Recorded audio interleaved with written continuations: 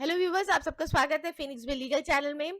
तारीख पे तारीख, तारीख पे तारीख, कोर्ट में अधिकतर यही होता है, तारीख पे तारीख लग जाती है, जिसको अगर हम कोर्ट की भाषा में बोले तो एडजर्नमेंट। तो आज का हमारा जो वीडियो है इस एडजर्नमेंट के बारे पे है। एडजर्नमेंट देने का अधिकार कोर्ट को कहाँ से मिलता है, हमारी सीपीसी की कौन सी प्रोविजन है जिसके तहत पे ये मिलता है, साथ ही साथ एडजर्नमेंट को लेकर सुप्रीम कोर्ट ने क्या कहा है, बहुत सारे केस लॉस है उस पे, तो आज उस पे हम बात करेंगे। जो खासकर ये जो केस लॉस में जो लाई हूँ, ये रिटन स्टेटमेंट और एविडेंस पे लेकर आई हूँ, क्योंकि यही दो ऐसे स्टेज होते हैं जहां सबसे ज्यादा एडजस्टमेंट लिया जाता है। तो चलिए बिना किसी देर कर इस वीडियो को स्टार्ट करते हैं। कोर्ट को पावर कहां से मिलता है एडजमेंट देने का? देखिए, कोर्ट को पावर मिलता है, दो प्रोविजन हमारे सीपीसी उसके तहत में मिलता है। जो सबसे पहला है वो ऑर्डर 17 रूल 1। इसमें सब क्लॉज 1, 2 एंड 3 भी है, तीन सब क्लॉसेस है। इसमें कोर्ट को पावर है कि अगर दोनों पार्टी में से कोई एक पार्टी एडजमेंट मांगता है और एक रीजनेबल रीजन देता है और कोर्ट उस रीजन से सेटिस्फाई होता है, तो एडजर्नमेंट दे सकता है। लेकिन एडजर्नमेंट देते वक्त उसको रीजन भी रिकॉर्ड करना है कोर्ट में, कोर्ट के ऑर्डर शीट पे, कि उसको क्यों एडजर्नमेंट दे रहे हैं करके। तो ये एक है हमारा ऑर्डर 70 रूल 1 सीपीसी का। दूसरा हमारा प्रोविजन है 151 सीपीसी। इसमें जो हमारे जो कोर्ट है, जो जज साहब है, उनको इनहेरेंट पावर दिया जाता है। इनहेरेंट पावर क्या होता है? इनहेरेंट पावर वो होते हैं जब सीपीसी में कोई एक ऐसा बात होती है जो जिसका प्रोविजन नहीं है, तो ऐसे में कोर्ट के पास पावर होता है कि जब लॉ नहीं है तो कोर्ट अपना पावर उसको यूज करता है, अपना डिस्क्रिशन यूज करके ऑर्डर पास कर सकता है। ये कौन सी जगह पे होती है? देखिए, कोर्ट ने बोला है कि डब्ल्यूएस आपको रिटर्न स्टेटमेंट आपको 90 डेज में फाइल किया है। अब 90 डेज में अगर डिफेंडेंट फाइल नहीं करता है तो क्या होता है? क्या उसको एडजमेंट आप आगे दे सकते हो? इस बात के लिए कहीं कोई प्रोविजन नहीं लिखा हुआ है। तो जो 151 जो हमारा जो सीपीसी का जो प्रोविजन आ जाता है, उसके तहत में कोर्ट के पास पावर होता है, तो वो टाइम को बढ़ा सकते हैं। तो कितना टाइम बढ़ा सकते हैं ये तो नहीं लिखा है, लेकिन हाँ, वो इनहेरेंट पावर है उनके पास में, तो वो अपना पावर यूज कर सकते हैं। और ये खाली एडजर्नमेंट को लेकर नहीं, ये बाकी बहुत सारी चीजों को लेकर भी हो सकती है। ठीक है, तो अब हम आते हैं केस लॉस पर। तो सबसे पहले हम केस लॉ स्टार्ट करेंगे रिटर्न स्टेटमेंट में। तो रिटर्न स्टेटमेंट का जो सबसे पहला केस लॉ है वो Atcom technology limited versus Y Chunawala and company, ये 2018 का है। इसमें दो बातें कोर्ट, तीन सवाल थे इस केस में कि क्या जो 90 डेज का जो पीरियड है एक डब्ल्यूएस फाइल करने का, रिटर्न स्टेटमेंट फाइल करने का, उसे बढ़ाया जा सकता है। दूसरा, ये जो टाइम पीरियड है 90 डेज का, ये मैंडेटरी है कि डायरेक्टरी नेचर है? मैंडेटरी का मतलब कि करना ही करना है, नहीं करे तो आपको हटा दिया जाएगा, कि डायरेक्टरी नेचर है।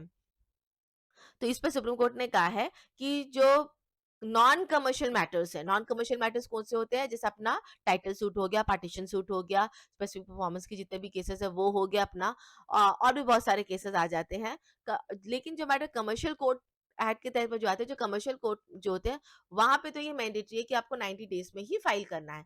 लेकिन जो नॉन कमर्शियल, जो अपने सिविल सूट पे जो अधिकतर जो मामले होते हैं, वहां पे ये मैंडेटरी नहीं है, ये डायरेक्टरी इन नेचर है। इसका मतलब ये है कि अगर वो 90 दिन के अंदर नहीं फाइल करे तो उनको एक्सटेंशन दिया जा सकता है कोर्ट के द्वारा, और ये कोर्ट का डिस्क्रिशन पावर होता है। कोर्ट का ये डिस्क्रिशन पावर कहाँ पे आता है? उनको 151 सीपीसी के तहत में आता है, और तभी बढ़ाकर वो 120 डेज कर दिया गया। अभी ये भी सवाल आता है कि 120 डेज क्या है? आप 90 डेज पे प्लस 30 डेज कैसे आ गया?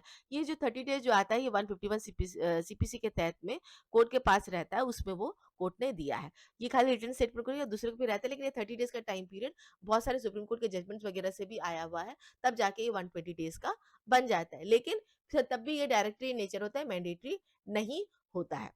तो ये तो एक जजमेंट है। लेकिन आप बोलोगे इससे तो हमें क्या फायदा है, एडजमेंट तो पता है इसमें अलाउ हो रहा है। देखिए, वो 120 डेज तक ही अलाउ होता है, उसके बाद में कोर्ट अलाउ नहीं करता है। ठीक है, दूसरा केस है राजेंद्र भाई मेगान भाई कोहली वर्सेस शांताबेन मेगान भाई कोहली, 2022 का है। ये बहुत ही लैंडमार्क जजमेंट है, इसको थोड़ा सा ध्यान से आप सुनिए। इससे भी सवाल तो वही आए थे यहाँ पे, लेकिन कोर्ट ने ये बोला है कि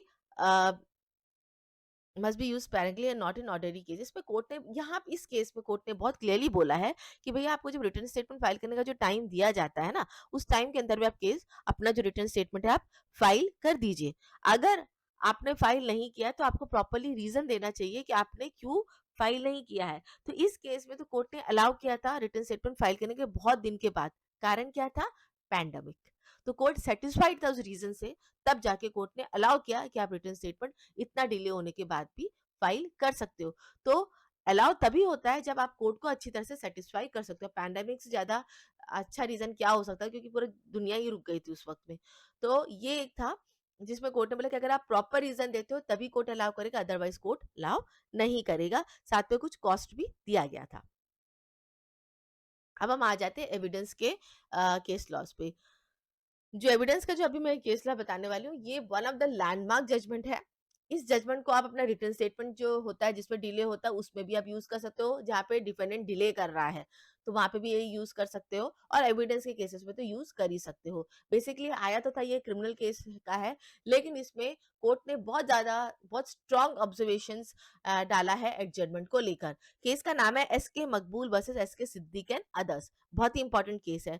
इसमें कोर्ट ने बहुत क्लियरली बोला है कि एविडेंस के टाइम में आप जो एडजमेंट लेते हो, इसको अलाउ नहीं करना चाहिए। ये एक आदत बन जाता है वकीलों का कि वो एडजमेंट लेते रहते हैं, जिसकी वजह से जो गवाही जो होती है, उसकी गवाही की टेम्परिंग भी हो सकती है, मतलब गवाही को खराब किया जा सकता है। इसलिए एडजमेंट नहीं अलाउ करना चाहिए।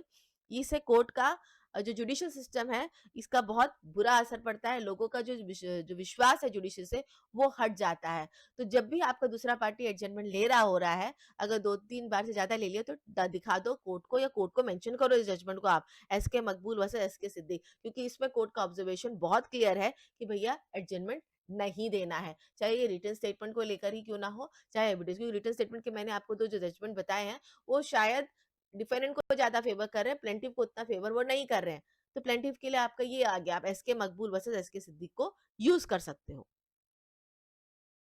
हम आ जाते हैं दूसरे पे, ये वाला भी बहुत ही इंपॉर्टेंट है, इसको भी आप यूज़ कर सकते हो, ईश्वर लाल मारली Rathore versus Gopal and others. इसमें भी जो डिफेंडेंट था उसने 2014 से लेकर 2019 तक का वक़्त माँगा था, मतलब क्रॉस एग्ज़ामिनेशन के लिए। 10 डेट्स उसने लिए थे क्रॉस एग्ज़ामिनेशन के, को एडजेंट करा रहा था। तो डिस्ट्रिक्ट को जो लोअर कोर्ट का जो जज था, जो ट्रायल कोर्ट का जो जज था, वो परेशान हो गया। उसने बोला, भैया तेरे को मैं हटा ही देता हूँ, कि तुम और ये करो ही मत।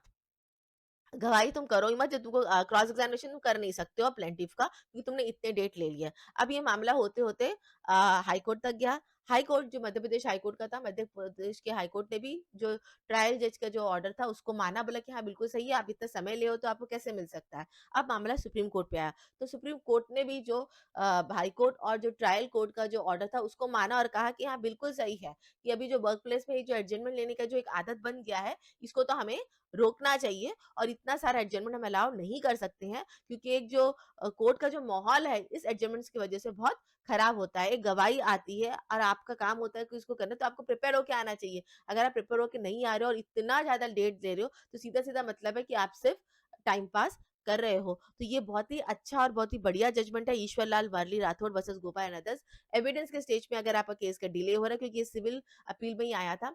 एविडेंस के केस के टाइम में अगर आपका दूसरी पार्टी इतना परेशान कर रहा है, तो इस जजमेंट को यूज़ करिए।